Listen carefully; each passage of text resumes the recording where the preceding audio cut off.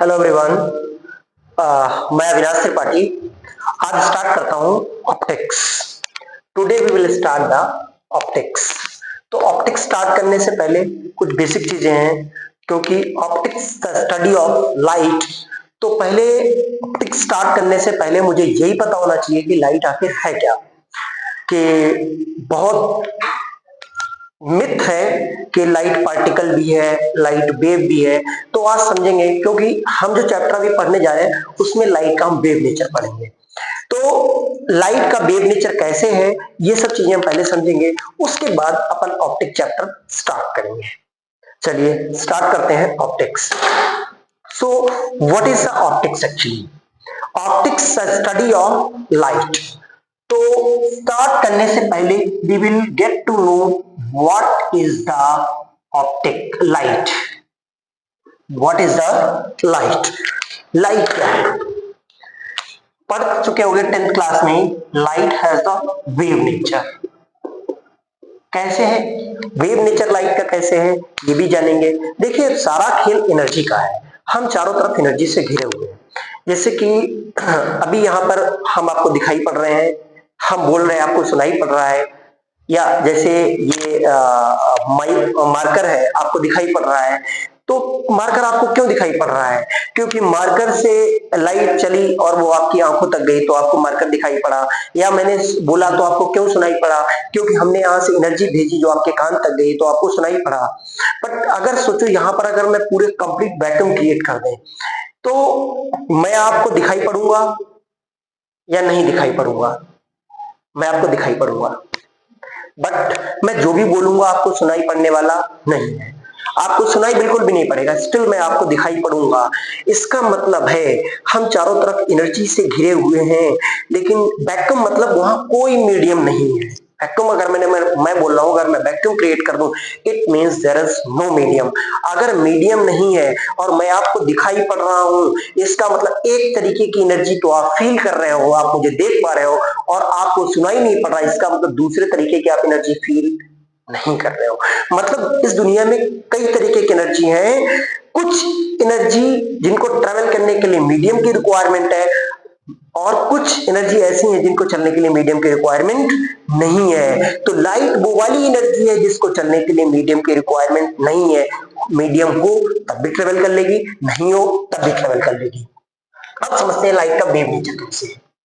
Suppose that हमारे पास मान लो कोई स्ट्रिंग है, और मैंने स्ट्रिंग को दीवार के दूसरे हिस्से पे फिक्स किया, दूसरे हिस्से पे बांध दिया स्ट्रिंग को, रस्सी को दूसरे हिस्से पे बांध दिया, और इस वाले हिस्से को पकड़ के मैं ऐसे ऐसे ऐसे ऐसे कर रहा हूं।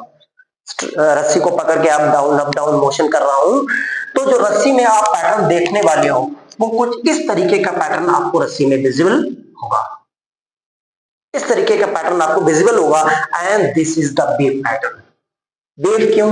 देखिए, रस्सी के इस वाले एंड को पकड़ के आपने एक बार up down again up motion किया तो बोलेंगे एक साइकिल कंप्लीट कर दी। जब भी मैं रस्सी में एक साइकिल कंप्लीट करूंगा तो मुझे रस्सी में इस तरीके का पैटर्न दिखाई पड़ेगा। अब देखिए, जो भी मैं यहां पर करूंगा रस्सी के इस वाले एंड को पकड़ के, कुछ देर बाद वही काम वहां लास्ट में भी हो जाएगा, रस्सी के दूसरे एंड पे भी हो जाएगा। मतलब इस तरीके का यहां पर मोशन कराऊंगा तो रस्सी के उस वाले एंड पे भी उसी तरीके का मोशन हो जाएगा। यानी इस वाले एंड पे मैंने मोशन कराया जिस तरीके का, उसी तरीके का मोशन इस वाले एंड पे भी हो गया। लेकिन ये मोशन तुरंत नहीं हुआ, कुछ देर बाद हुआ।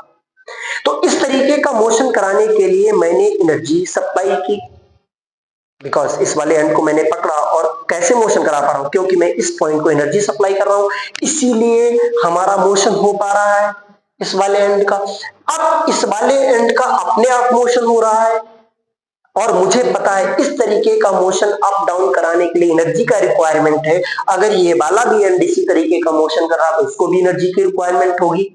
इस वाले एंड को तो मैंने एनर्जी दे दी, इसको किसने दी? नहीं दिखाई पड़ रहा, इसको किसने एनर्जी दी? तो एक्चुअली ये जो एनर्जी यहां पर मैंने सप्लाई की, यही एनर्जी ट्रेवल करके यहां तक पहुंच गई।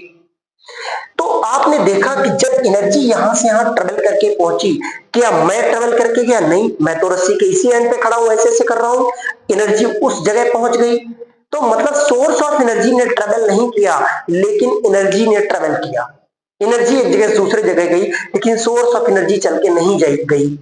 इसका मतलब जब भी सोर्स ऑफ एनर्जी ट्रेवल नहीं करे और एनर्जी एक जगह से दूसरी जगह पहुंचानी हो, तो मेरे पास एक ही सहारा है, दैट इज वेव। वेव के थ्रू क्या होता है, एनर्जी एक जगह से दूसरे जगह जाती है without the motion of source of energy. Source of energy नहीं ट्रेवल करेगा, सिर्फ एनर्जी ट्रेवल करेगा। This is the wave. अब देखिए, अब हम देखेंगे कि वेव कितने तरीके की है, वेव का क्लासिफिकेशन क्या क्या है, उसके बाद लाइट किस तरीके की वेव है ये भी समझेंगे। तो देखते हैं,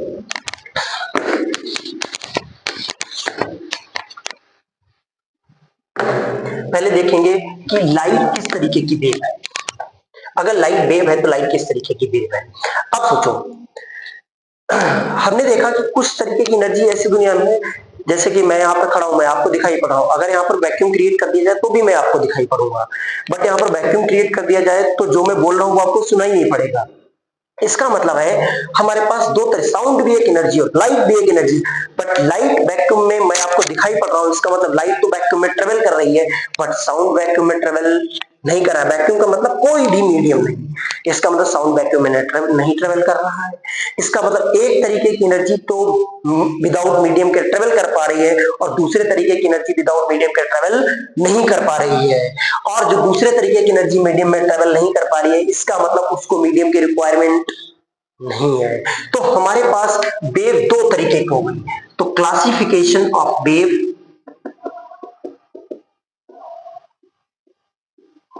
on the basis of medium.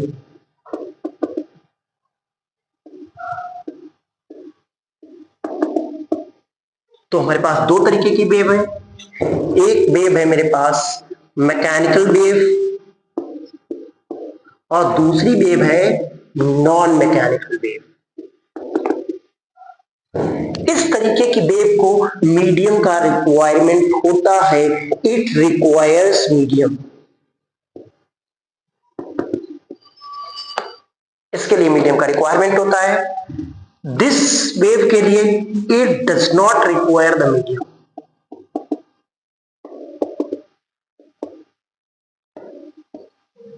इसके लिए मीडियम का कोई रिक्वायरमेंट नहीं होता है।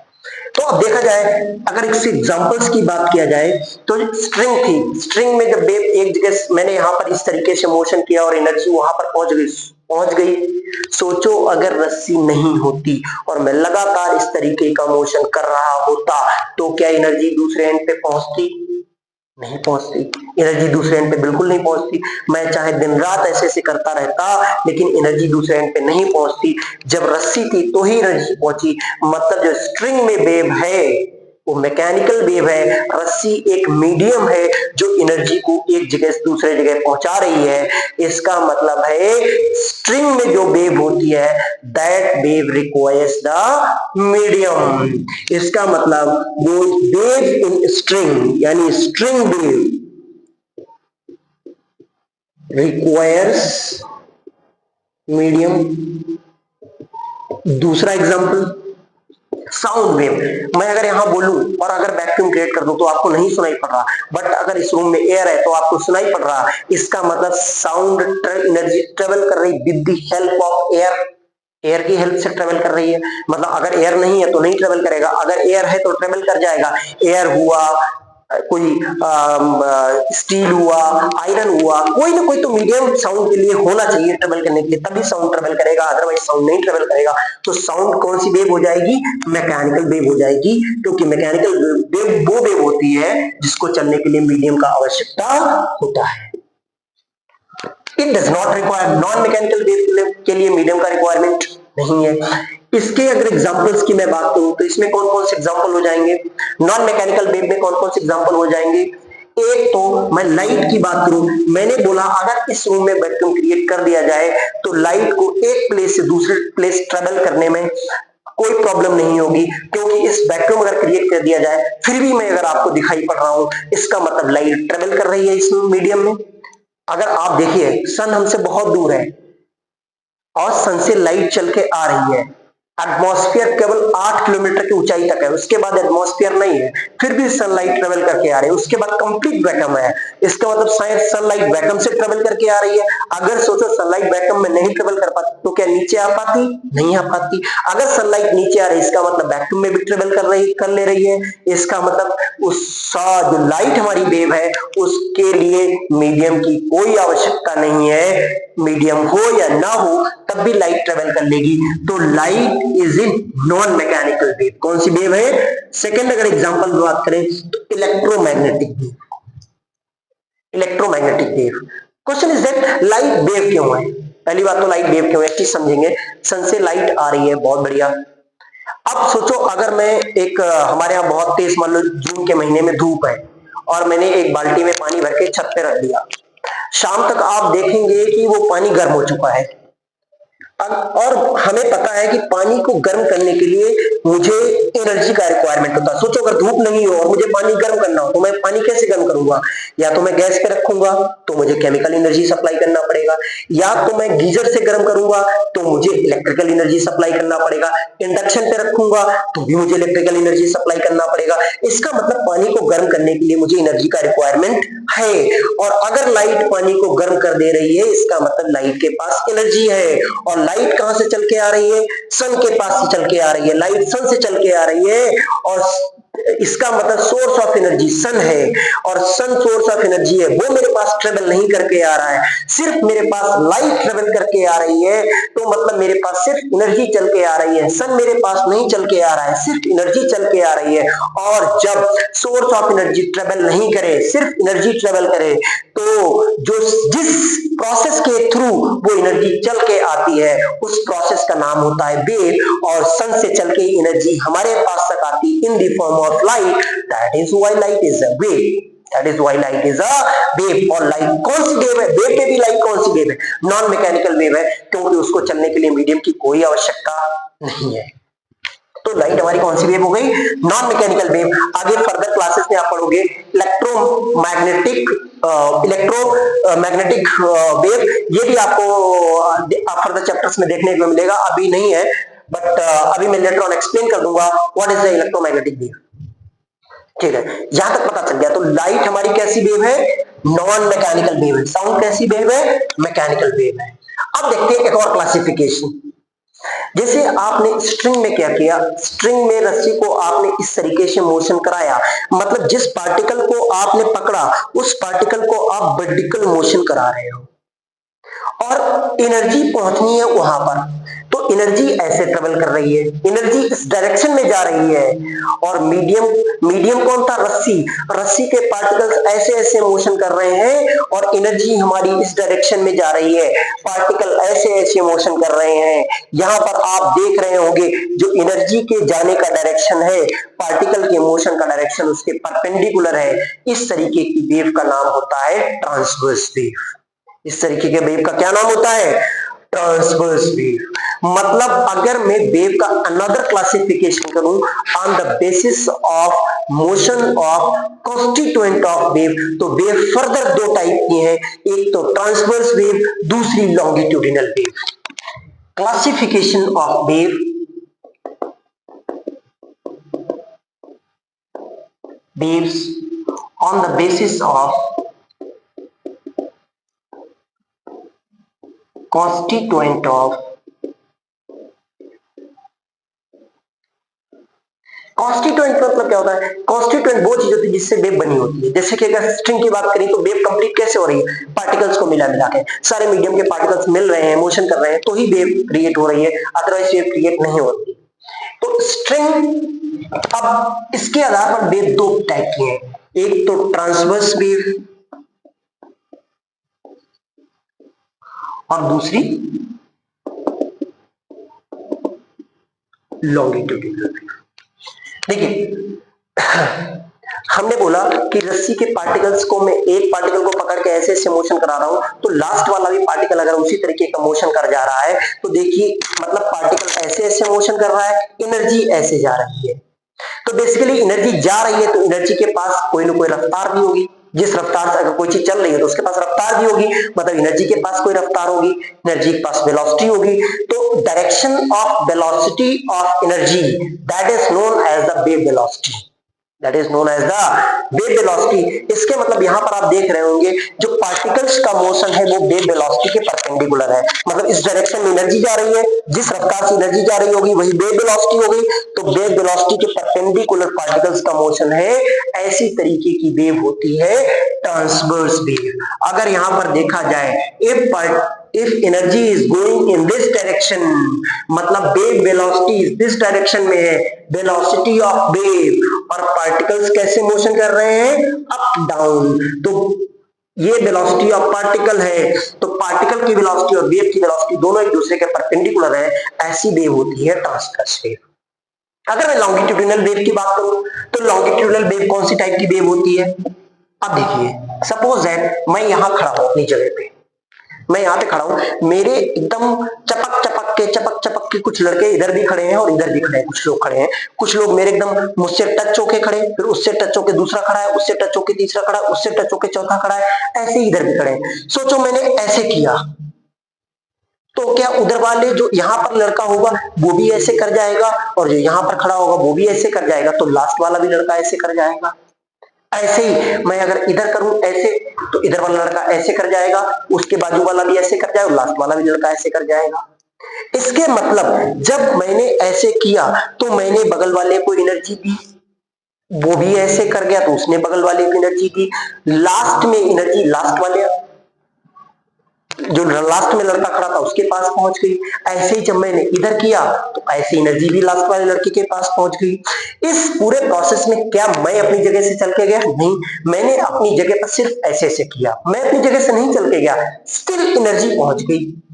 ये भी एक तरीके की वेव होगी, क्योंकि सोर्स ऑफ एनर्जी मैं था, मैं तो ट्रेवल नहीं किया, लेकिन एनर्जी एक जगह से दूसरी जगह पहुंच गई, तो ये भी एक तरीके की वेव हो गई। बट इसमें एनर्जी इधर ट्रेवल कर रही है, और हमारा भी मोशन कैसे है, या तो मैं इधर कर रहा हूं या मैं इधर कर रहा हूं, मतलब मेरा भी मोशन ऐसे ऐसे है और एनर्जी भी इधर जा रही है, मतलब बोथ आर पैरेलल।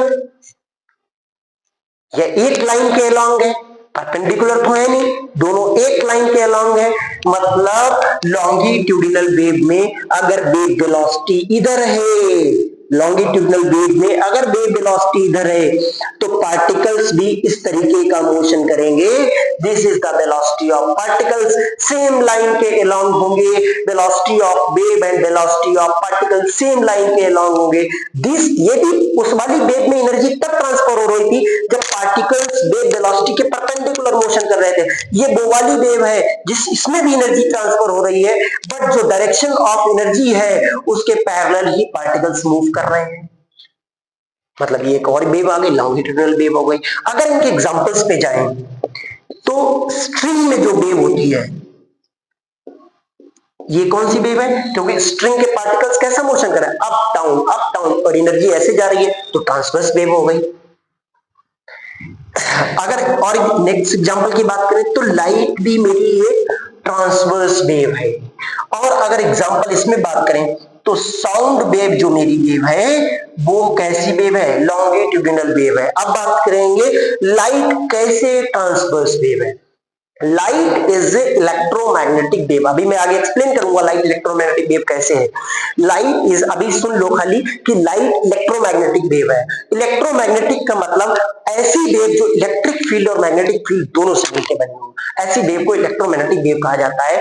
और यहां पर क्या होता है, इलेक्ट्रिक फील्ड का वाइब्रेशन और मैग्नेटिक फील्ड का वाइब्रेशन दोनों एक दूसरे के परपेंडिकुलर होते हैं और वेव इस डायरेक्शन में चल रही होती है। सपोज दैट इलेक्ट्रिक फील्ड ऐसे ऐसे कर रही है तो मैग्नेटिक फील्ड ऐसे ऐसे करेगी और वेव इस डायरेक्शन में ट्रेवल करेगी। मतलब इलेक्ट्रिक फील्ड ऐसे ऐसे कर रहा है, मैग्नेटिक फील्ड ऐसे ऐसे कर रहा है और वेव आगे चल रही है।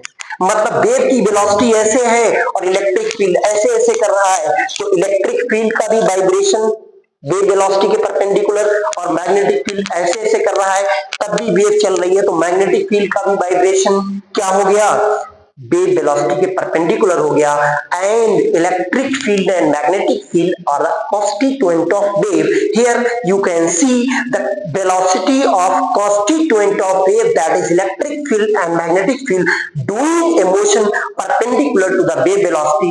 That is why light is a transverse wave, because जो constituent का मोशन है वो wave velocity के परपेंडिकुलर है, इसीलिए लाइट हमारी ट्रांसवर्स वेव है। अगर साउंड की बात करें तो मैंने कहा जैसे मैंने ऐसा किया, तो इसका मतलब क्या है, मैंने अपने पास की एयर को कंप्रेस किया, उसने उसके पास की एयर को कंप्रेस किया, उसने उसकी एयर के पास के कंप्रेस किया, और धीरे धीरे एनर्जी हमारे कान तक पहुंच गई।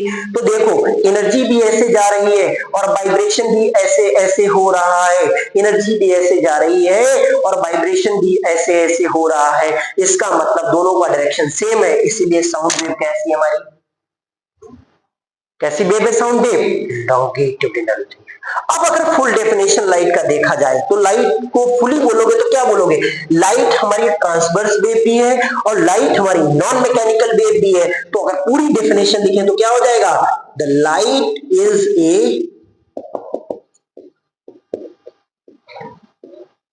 Transverse non mechanical wave.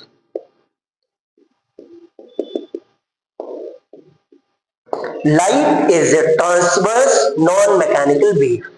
पूरी डेफिनेशन, लाइट क्या है, light transverse non mechanical wave है। और जब ये लाइट वेव है तो जब लाइट कहीं से चल के हमारी आंखों पर आती है तो हमारी आंखों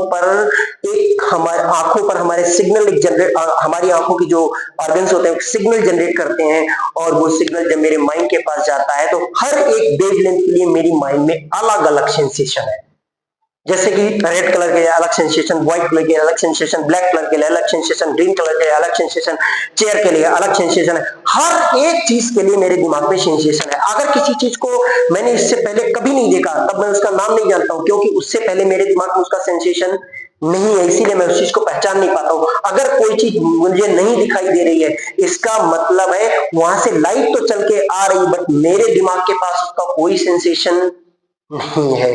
तो कोई, अब क्वेश्चन इज दैट कि लाइट आपको पता चल गई, लाइट क्या है, ट्रांसवर्स नॉन मैकेनिकल वेव।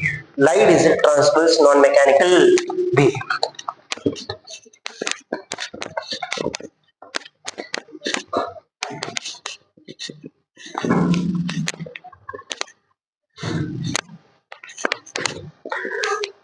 अब कुछ चीजें और पढ़ेंगे। Light is a transverse non mechanical wave, ये तो आपको पता चल गया। अब बात करते हैं, अगर मैं वेव की कुछ और बातें, जैसे कि वेव में कुछ चीजें होती है like wavelength, it is denoted by lambda, frequency it is denoted by small F, time period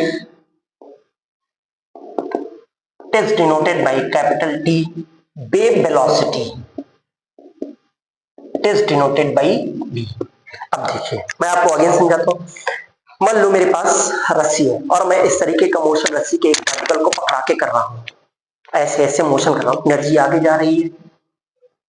जब मैं पार्टिकल का ऐसे ऐसे मोशन कर रहा हूं तो एनर्जी आगे जा रही है। जिस रफ्तार से एनर्जी आगे जा रही होगी दैट रफ्तार is known as wave velocity. The wave velocity is what, the velocity with which energy is traveling is known as the wave velocity. The velocity with which energy is traveling, the velocity with which energy is traveling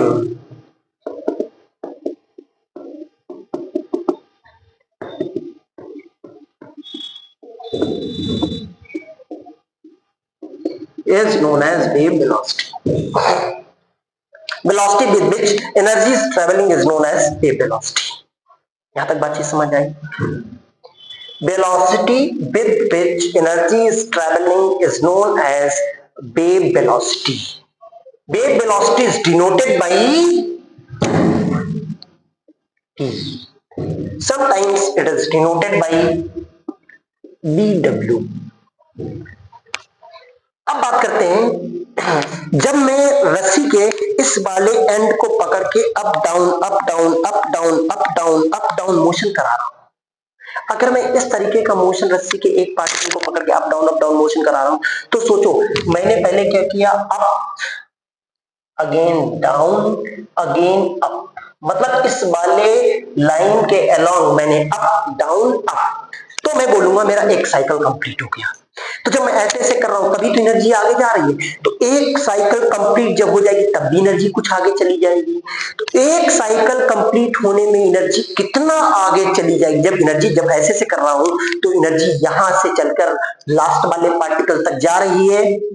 जब इस तरीके का लगातार motion कर रहा हूं तो energy यहां से चल के लास्ट वाले पार्टिकल तक जा रही है। अगर लास्ट वाले पार्टिकल तक जा रही है तो एनर्जी चल के जा रही है, इसका मतलब एनर्जी खिसक रही है। इसका मतलब मैं बोल सकता हूं एक साइकिल कंप्लीट करने में अप डाउन अप, एक साइकिल कंप्लीट हुआ तो एनर्जी कितना आगे खिसक गई, that is wavelength. The distance covered by the energy, the distance covered by the energy in one cycle is known as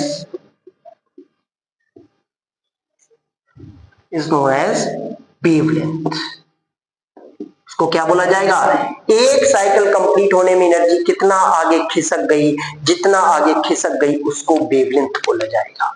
उसको क्या बोला जाएगा, वेवलेंथ बोला जाएगा, जितना आगे एनर्जी खिसक जाएगी। अब सोचो अगर मैं उस तरीके का मोशन करा रहा हूं, अगर अप डाउन इस तरीके का मोशन करा रहा हूं और एनर्जी आगे बढ़ रही है, तो सोचो एक साइकिल कंप्लीट होने में कुछ तो टाइम लगा होगा। एक साइकिल अप डाउन अप, एक साइकिल कंप्लीट होने में जितना भी समय लगेगा, that time is known as time period. Time taken to complete one cycle is known as time period। Time taken to complete one cycle is known as time period। आगे बात है frequency की। Suppose that up down up, एक cycle complete हो गई, एक cycle मैंने 0.1 second में की, एक साइकिल मैंने 0.1 सेकेंड में की, तो सोचो एक सेकेंड में मैं कितनी साइकिल्स करूंगा। क्या मैं 1/0.1 साइकिल्स करूंगा, यानी मतलब 10 साइकिल्स करूंगा। 0.1 सेकेंड में अगर मैं एक साइकिल कर रहा हूं तो एक सेकेंड में मैं कितनी साइकिल करूंगा, 10 साइकिल्स करूंगा। तो cycle, this is the frequency, कि अगर मैं एक साइकिल 0.1 सेकेंड में कर ले रहा हूं तो एक सेकेंड में मैं 10 साइकिल्स कंप्लीट करूंगा। तो cycles completed in 1 second is known as, अब सोचो जरा, it is denoted by small F. सोचो जरा, अगर किसी की फ्रीक्वेंसी बहुत ज्यादा है, मतलब एक सेकंड में बहुत ज्यादा साइकिल कंप्लीट कर रहा है, इसका मतलब उसके पास एनर्जी, जिसके पास ताकत ज्यादा होगी वही तो कर पाएगा एक सेकंड में ज्यादा साइकिल्स कंप्लीट, है कि नहीं है। सोचो एक आदमी एक सेकंड में 10 साइकिल कर रहा है और एक आदमी एक सेकंड में 20 साइकिल कंप्लीट कर रहा है, तो किसके पास कौन ज्यादा एनर्जी दे रहा है, जो 20 कर रहा है। इसका मतलब जितनी ज्यादा फ्रीक्वेंसी वेव की होगी उतनी ज्यादा वेव के पास एनर्जी होगी, क्योंकि अगर एक आदमी एक सेकंड में 10 साइकिल कर रहा है, एक आदमी एक सेकंड में 20 साइकिल कंप्लीट कर रहा है, तो सोचो पार्टिकल को एनर्जी कौन ज्यादा दे रहा है, जो एक सेकंड में 20 साइकिल कर दे रहा है। ये एक सेकंड में 20 साइकिल कर दे रहा है तो समझो वो ज्यादा एनर्जी डिलीवर कर रहा है। अगर ज्यादा एनर्जी डिलीवर कर रहा है तो ज्यादा एनर्जी जाएगी। इसका मतलब जब भी किसी वेव की फ्रीक्वेंसी बहुत ज्यादा है तो समझ जाओ उस वेव के पास एनर्जी भी बहुत ज्यादा है। Cycles completed in 1 second is known as frequency. अब देखो, अगर मैंने बोला एक सेकेंड में 10 साइकिल्स कंप्लीट हो, हमें पता है एक साइकिल जब कंप्लीट होती है तब एनर्जी कितना आगे बढ़ जाती है, लैम्डा यानी वेवलेंथ के बराबर बढ़ जाती है। तो 10 साइकिल्स कंप्लीट होने पर एनर्जी कितना आगे बढ़ जाएगी, क्या 10 इंटू लैम्डा के आगे बराबर बढ़ जाएगी, सही। और 10 साइकिल्स कितने टाइम में कंप्लीट हो रही हैं, 1 सेकेंड में। एक साइकिल 0.1 सेकेंड में कंप्लीट हो रही थी तो एनर्जी लैम्डा आगे बढ़ रही थी। 1 सेकेंड में 10 साइकिल्स कंप्लीट होगी तो एनर्जी 10 लैम्डा आगे बढ़ जाएगी। और 1 सेकेंड में कोई कितना आगे बढ़ जाता है, जितना वो बढ़ जाता है वही उसकी वेलोसिटी होती है। सपोज दैट किसी ऑब्जेक्ट की वेलोसिटी 5 मीटर पर सेकेंड है, इसका मतलब है कि वो 1 सेकेंड में 5 मीटर डिस्प्लेसमेंट कवर कर रहा है। और यहां पर यदि 1 सेकेंड में 10 लैम्डा डिस्प्लेसमेंट है, इसका मतलब वेव वेलोसिटी है 10 लैम्डा। अब इसमें 10 क्या है, ये तो मुझे समझ आ रहा है, velocity of wave lambda, wave length 10 क्या है, 10 है फ्रीक्वेंसी। 10 क्या है, फ्रीक्वेंसी है। तो मैं लिख सकता हूं B equals to F into lambda. क्या लिख सकता हूं, B equals to F into lambda. यहां से ध्यान से देखिए, ये हमारी फ्रीक्वेंसी आई, क्या आई थी, हमारी फ्रीक्वेंसी आई थी। फ्रीक्वेंसी मतलब स्मॉल एफ आएगा। स्मॉल एफ कैसे आया, यहां से आया। यहां से कैसे आया, 1/0.1। ये 0.1 सेकेंड था और 0.1 सेकेंड क्या है, एक साइकिल को कंप्लीट होने में लगा समय। और एक साइकिल को कंप्लीट होने में लगा समय is known as time period. इसका मतलब फ्रीक्वेंसी इज इक्वल टू 1/टाइम period. Frequency is equal to 1/टाइम पीरियड। अब आपके पास दो फॉर्मूले आ गए हैं। कौन कौन से दो फॉर्मूले आ गए, B equals to F lambda and F equals to 1/T। F equals to 1/T। Now we are moving to the next one.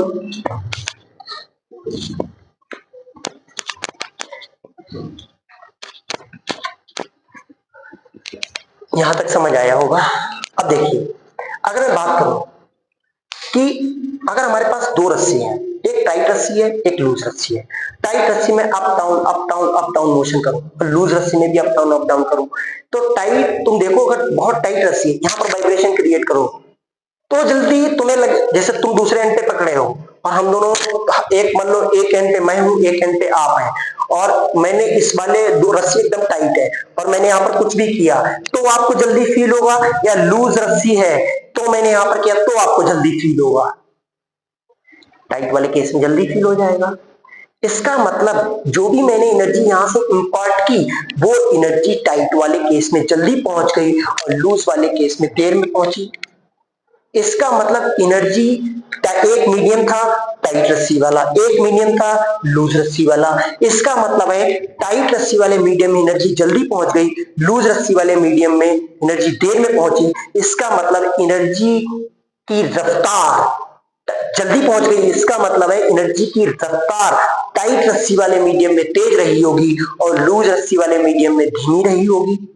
इसका मतलब wave velocity depends on medium. इसका मतलब है वेव वेलोसिटी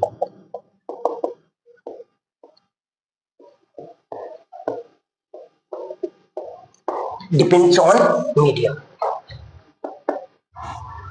अब बात करते हैं, देखिए अगर एक रस्सी टाइट है एक रस्सी लूज है, मैंने अगर ऐसे ऐसे ऐसे ऐसे किया और लूज में भी ऐसे ऐसे किया, टाइट वाले केस में जल्दी एनर्जी पहुंच गई, लूज वाले में देर में एनर्जी पहुंची, तो मैं बोल सकता हूं कि टाइट वाले केस में एनर्जी एक साइकिल में ज्यादा दूर खिसक जा रही होगी, लूज वाले केस में एक साइकिल में कम दूर खिसक पा रही होगी तो ही तो लेट पहुंच रही होगी।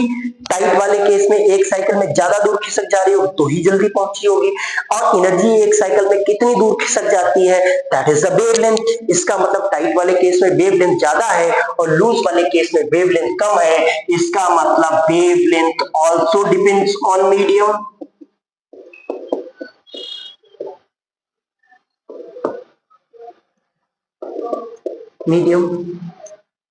फिर देखा जाए, अगर बात करें फ्रीक्वेंसी की, अगर सोचो एक रस्सी टाइट है और एक रस्सी लूज है, मैं अगर 0.1 सेकेंड में टाइट में भी एक साइकिल कंप्लीट कर दे रहा हूं, लूज में भी एक साइकिल कंप्लीट कर दे रहा हूं, दोनों में टाइट रस्सी में अगर मैं 0.1 सेकेंड में कर रहा हूं, लूज रस्सी में भी 1 सेकेंड में कर रहा हूं, तो देखो टाइट रस्सी में भी मैं 0.1 सेकेंड में एक साइकिल कर दे रहा हूं, लूज रस्सी में भी 0.1 सेकेंड में एक साइकिल कर दे रहा हूं। इसका मतलब एक सेकेंड में टाइट रस्सी में भी मैं 10 टाइम्स साइकिल कंप्लीट करा सकता हूं और एक सेकेंड में 10 टाइम्स मैं लूज रस्सी में भी कंप्लीट करा सकता हूं, क्योंकि करने वाला मैं ही हूं। तो अगर मैं टाइट के साथ 10 बार 1 सेकंड में कर सकता हूं तो लूज के साथ भी एक सेकंड में 10 बार कर सकता हूं।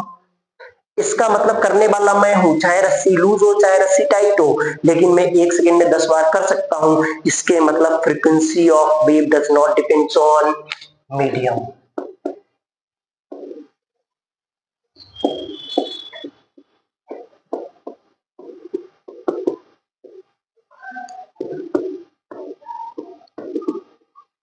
Frequency of wave does not depends on the medium. अगर मैं आपको एक क्वेश्चन दूं कि suppose that there is a light and going from air to water. Suppose that in air, light has a velocity v1, frequency f1 and wavelength lambda 1. And in medium water, it has a velocity v2, frequency f2 and wavelength lambda 2. Which option is correct? Option A, v1 equals to v2. B option, lambda 1 equals to lambda 2. C option, f1 equals to f2. D option, none of these. कौन सा option correct होगा इसमें? Light air से water medium में जा रही है, air वाले मीडियम में लाइट की रफ्तार v1 है, फ्रीक्वेंसी f1 है, लैम्डा 1 वेवलेंथ है और इसमें v2 f2 है, लैम्डा 2 है। तो कौन सा ऑप्शन करेक्ट होगा? देखिए यहां पर मीडियम चेंज हो रहा है, लाइट एयर से वाटर में जा रही है तो मीडियम चेंज हो रहा है और मुझे पता है मीडियम, अगर मीडियम चेंज हो जाएगा तो वेलोसिटी भी चेंज हो जाएगा, क्योंकि वेव की वेलोसिटी मीडियम पर डिपेंड करती है, इसीलिए दोनों मीडियम में वेलोसिटी सेम नहीं हो सकता है। अगर वेवलेंथ की बात करें, wavelength also depends on medium, तो मीडियम चेंज हो जाएगा तो वेवलेंथ भी चेंज हो जाएगा, ये भी सेम नहीं होगा। अगर फ्रीक्वेंसी की बात करें, does not depends on the medium, तो वो फ्रीक्वेंसी जो लाइट की होगी वो मीडियम पर डिपेंड नहीं करेगी, मतलब मीडियम चेंज हो जाएगा बट फ्रीक्वेंसी नहीं चेंज होगी, तो फ्रीक्वेंसी दोनों मीडियम में सेम होगी। फ्रीक्वेंसी किस बात पर डिपेंड करती है? सोर्स ऑफ एनर्जी पे, क्योंकि रस्सी वाले केस में मैं 10 टाइम्स इसके साथ कर रहा था, 10 टाइम्स लूज के साथ कर रहा था, तो सोर्स ऑफ एनर्जी मैं था, तो मैं लूज के साथ भी 10 बार कर सकता था, तो मैं टाइट के साथ भी 10 बार कर सकता था। इसीलिए frequency depends on the source of energy, और लाइट सन से आ रही है तो सोर्स ऑफ एनर्जी सन है, तो फ्रीक्वेंसी सन पर डिपेंड करेगी, मीडियम पर डिपेंड नहीं करेगी। यहां तक आपको समझ आया? ओके, आगे बढ़ते हैं।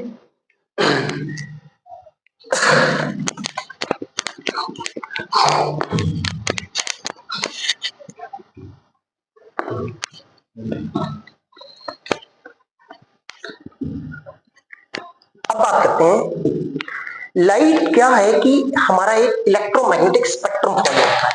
देखिए हम एक इलेक्ट्रोमैग्नेटिक स्पेक्ट्रम की बात करें, electromagnetic spectrum.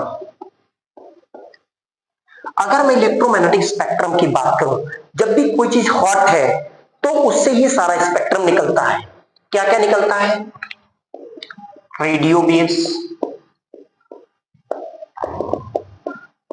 Microwaves, infrared, visible, UV, X-rays, gamma rays, cosmic.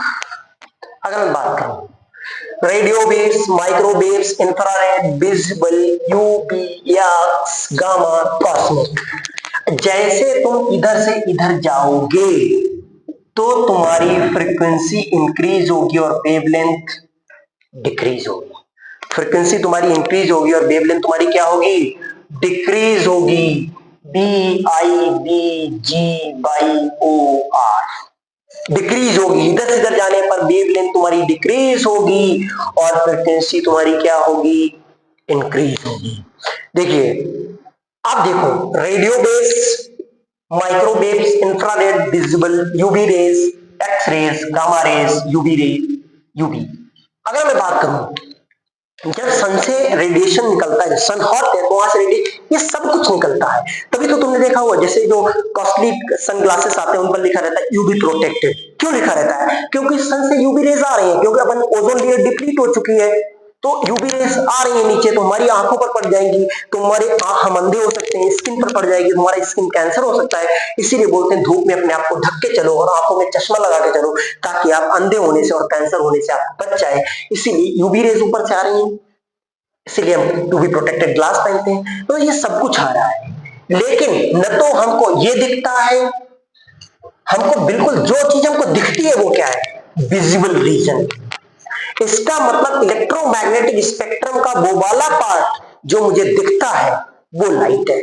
इसका मतलब है the part of the electromagnetic spectrum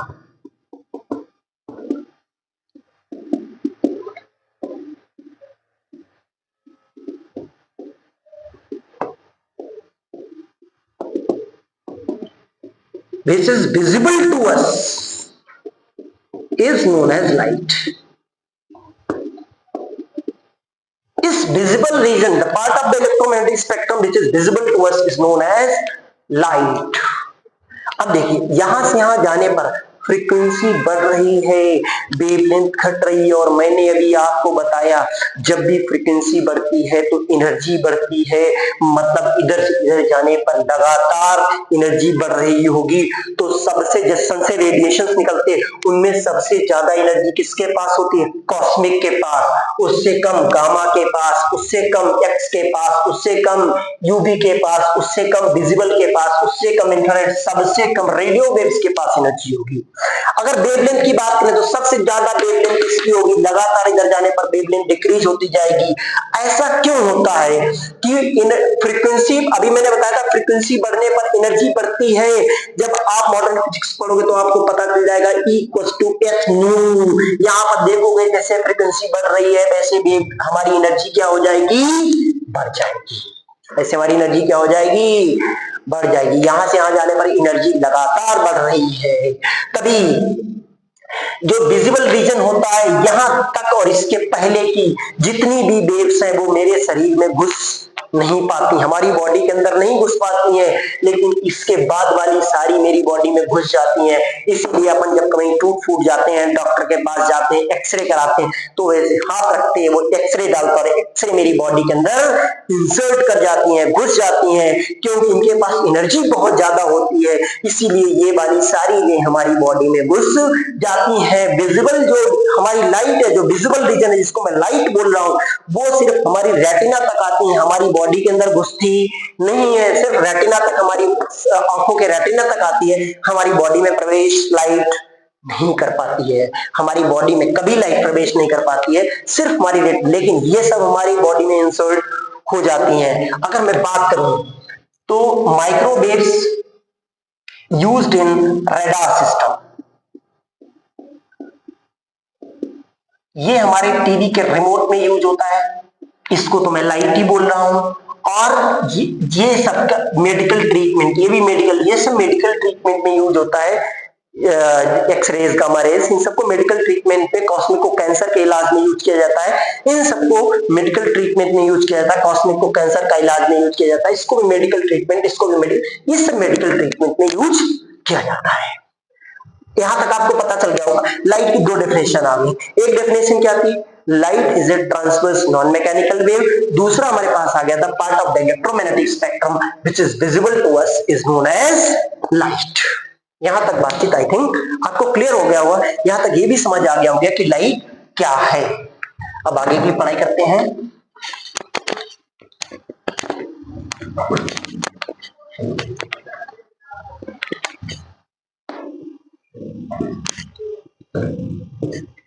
light क्या थी, लाइट की दो डेफिनेशन हो गई। Light is a transverse non mechanical wave and the part of the electromagnetic spectrum which is visible to us is known as light.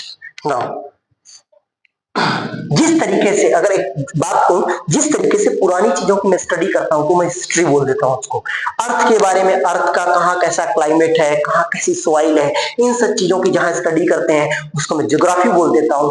उसी तरीके से light की जब मैं स्टडी, जैसे कि लिविंग थिंग्स की स्टडी को क्या बोलते हैं, बायोलॉजी, उसी तरीके से light study is known as optics, study of light.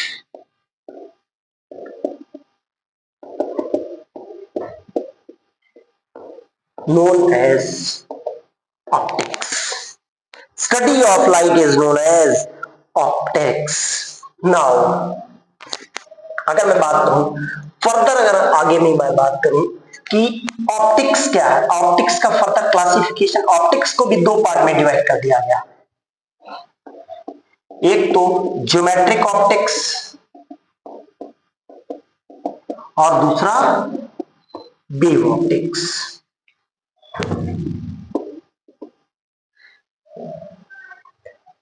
Geometric optics में आप क्या पढ़ोगे?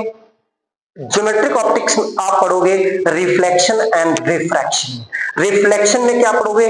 Plane mirror, spherical mirror. इसमें क्या पढ़ोगे?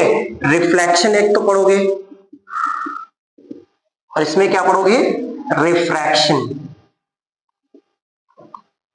रिफ्लेक्शन पढ़ोगे, रिफ्रैक्शन। रिफ्लेक्शन में क्या? प्लेन मिरर पढ़ोगे, स्फेरिकल मिरर। इसमें क्या पढ़ोगे? लेंस, प्रिज्म, स्लैब या स्फेरिकल रिफ्रैक्शन।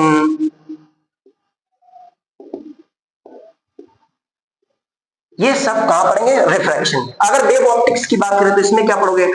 डिफ्रैक्शन, बाईडीएसई double slit experiment, diffraction, polarisation, ये सब कहां पढ़ेंगे अपन? वेव ऑप्टिक्स में। व्हाट ज्योमेट्रिक ऑप्टिक्स तो आपको समझ आ रही होगी क्या है, रिफ्लेक्शन, रिफ्लेक्शन, ये सब अपन 10th से ही पढ़ते चले आ रहे हैं, तो तुम्हें इसका तो फील आ रहा होगा। बट वेव ऑप्टिक्स क्या है? देखो, मान लो मेरे पास एक कार्डबोर्ड है, उसमें मैंने एक होल कर दिया और यहां से लाइट डाली, तो क्या दीवार पर जाके आपको एक ब्राइट पैच दिखाई पड़ेगा? हाँ। अगर मैं इस होल को छोटा करते जाऊं तो क्या ब्राइट पैच और छोटा होते जाएगा? हाँ।